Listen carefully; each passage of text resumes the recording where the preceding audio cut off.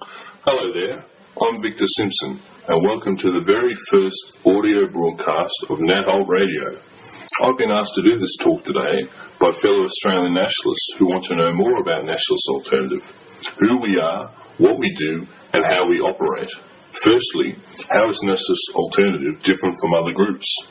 Well, we have set it up so that everyone in Nationalist Alternative contributes, either doing activism, writing articles, giving speeches, recruiting and networking with fellow nationalists, and we try and promote ourselves as being one of the most active groups in Australia.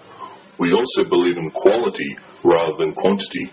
Nationalist Alternative wishes to have successful people in our ranks. We are for winners and not for losers. Nationalist Alternative believes in elitism. That does not mean we are snobs. On the contrary, it means that we wish to better ourselves in regards to our way of living, how we behave, and how we portray ourselves. Being a nationalist should mean to be the best you can possibly be.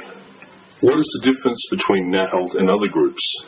The main target audience for Nationalist Alternative is university and TAFE students, people in their 20s and 30s. However, that is not to say we don't accept people from older or younger age groups. Any age group is welcome, as long as those people are, of course, genuine, honest, and of high quality. They can apply to join. We're also different in that we have a more academic and philosophical base to our beliefs. We outline some of that in our manifesto. We want to raise the bar of nationalist discourse in Australia. We wish for nationalism to become truly respected on an intellectual level around Australia, letting people know that nationalism has just as much right to give an opinion on issues, if not more, than those who are from the extreme left communist viewpoint. We refuse to let them dominate debate on any matter with their hateful anti-Australian rhetoric. People often ask, why do you call yourselves the Radical Autonomous Resistance? We call ourselves Radical Autonomous Resistance for a multitude of reasons. We think our views are radical because we don't believe in moderating our principles. We believe in staying true. Nationalist Alternative wishes to be for those who are both revolutionary and reactionary, as we believe that nationalism is neither one nor the other. Nationalism is the third way, and the only way for our people, our culture, and our country.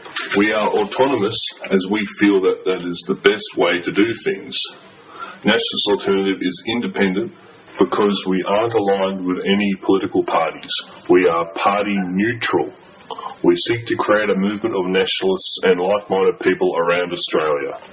In connection to how we are a resistance, well, Nationalist Alternative is in the harsh and bitter struggle for the future of Australia.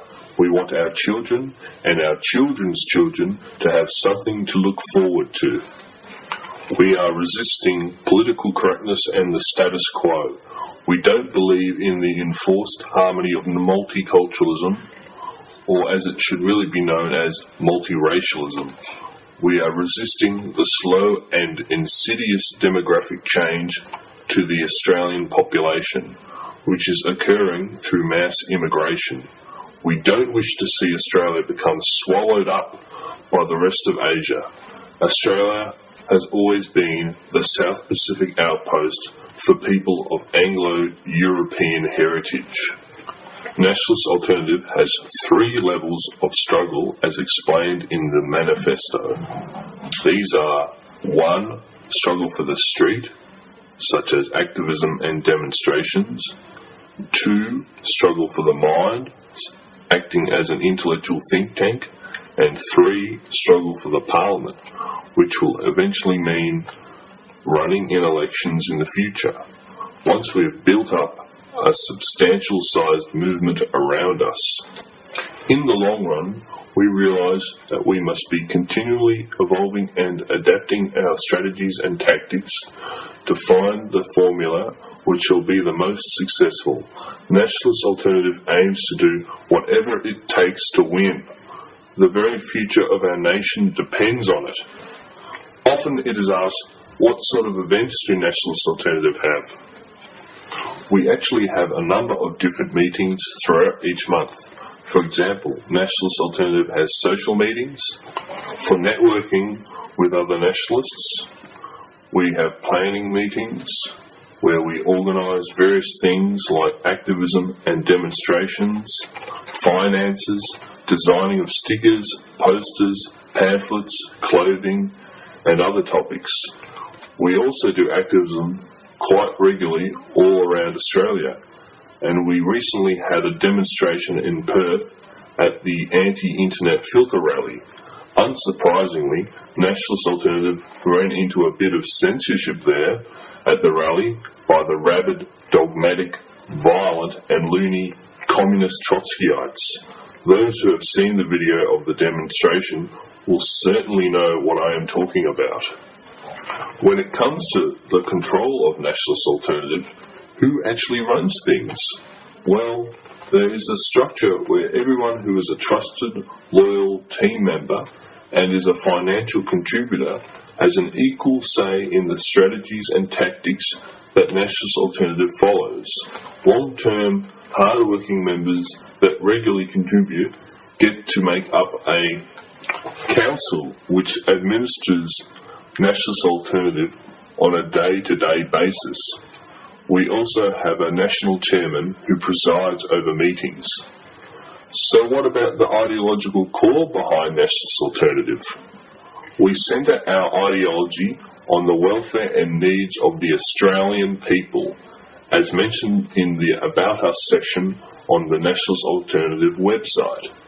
That core is Australian racial ethnic nationalism, and this includes people of Anglo-Celtic and European descent. Australia was first and foremost a convict outpost at the far-flung reaches of the earth. However, it quickly developed into much more than just a mere isolated prison. It became a colonial settler nation created by people of Anglo-European descent who wanted to create a new Western nation.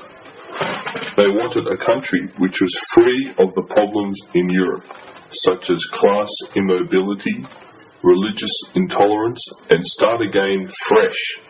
They came to a dry, arid land with a semi-nomadic people who were not at the same technological, cultural, and economic development as the British Europeans. It was not a nation-state. It was an island continent which was occupied by 700 or so semi-nomadic tribes. That is why terra nullius was declared, because the entire island continent had never really been subject to the sovereignty of any state. It was basically seen as an uncivilized landmass that could be claimed by any advanced nation that got there first. The British Europeans built this nation from the ground up with their own blood, sweat and tears. Before they came to Australia, there were no roads, no houses, no farms, absolutely nothing at all. But enough talk about Australia's past. The main thing Nationalist Alternative is concerned about is the present and the future of Australia. The rest of the ideological core underpinning Nationalist Alternative's beliefs can be read about in the manifesto. Nevertheless, the question remains, where did this all go wrong? Unfortunately, the White Australia policy failed, mainly because of pressure from the United Nations and possible economic sanctions. Things were changing around the world. For example, the end of colonialism in many countries after World War II, plus the civil rights movement in America during the 1960s. That's some of the reasons why both the Liberal and Labor parties removed the policy discreetly off their party programs in the mid-60s. The Australian people were not even given the chance to have a referendum on the White Australia policy.